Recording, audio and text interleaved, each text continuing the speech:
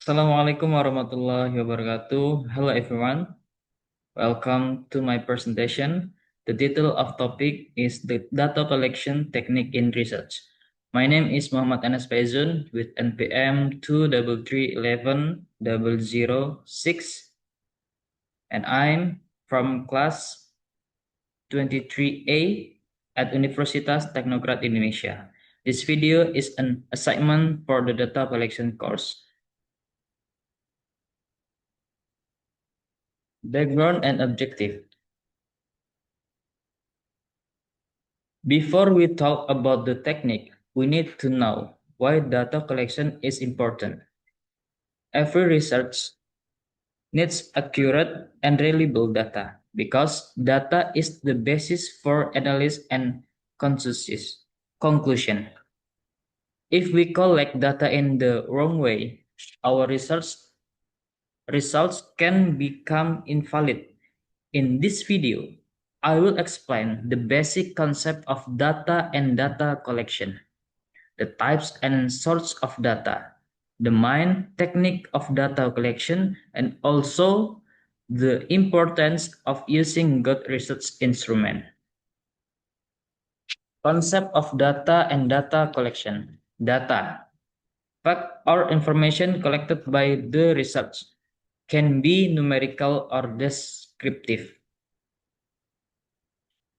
Data can be defined as fact or information that are collected by the research. Data can be numerical, like numbers, or descriptive, like words and stories. Data collection is a systematic process of gathering data to answer research questions or to test hypotheses. It must be planned, done carefully, and must be objective so that the data we get is trustworthy. Next, types of data in research.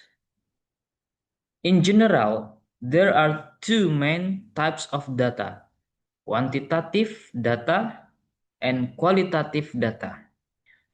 Quantitative data is the form of number. For example, the scores, age, income, or number of vision. We can analyze the kind of data using static like average or percentage. And two, qualitative data is the form of word, story, or description such as interview, results of or observation. This type of data give us a deep understanding about people's experience, opinions, and behavior. Data source, primary and secondary. Based on the source, data can be primary or secondary data. Primary data is collected directly by the research from the original source. For example, through observation, interview, questionnaire, or experiment. The advantage is that the data is very specific to our research needs, but it usually takes more time, cost, and effort.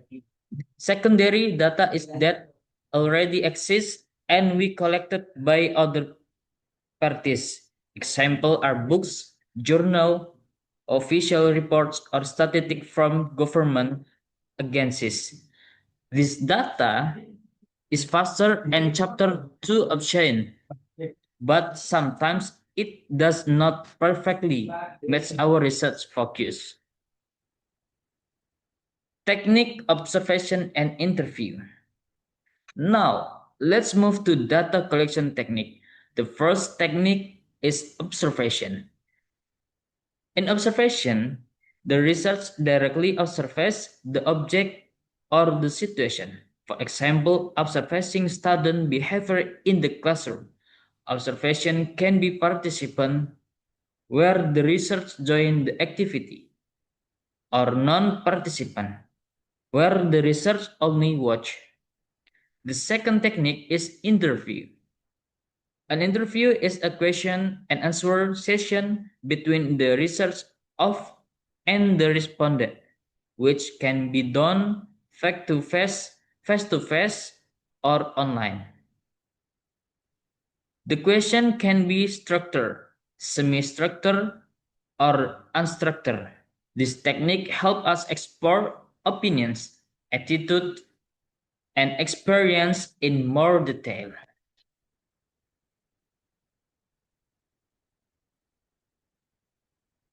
Technique questionnaire, documentation, and literature review. The next technique is questionnaire.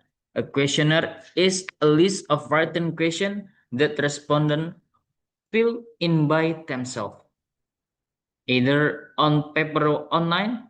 For example, using Google Form, it is very efficient. When we need data for my respondent, another technique is documentation, where we use existing document such as archive, reports, photo, or minutes of meeting as data. This document can support and complete the data from observation and interview. And finally, there is literature review, which means studying books, journal, and scientific article.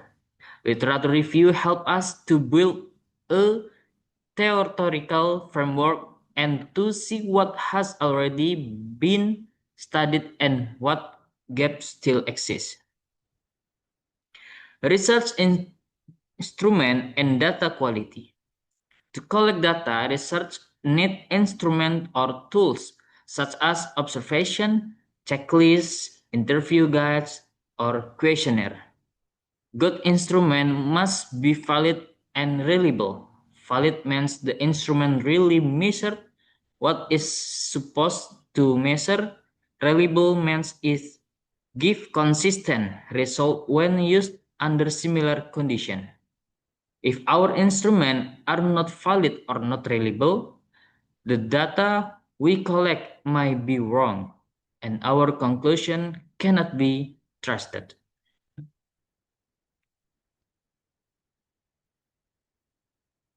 In conclusion,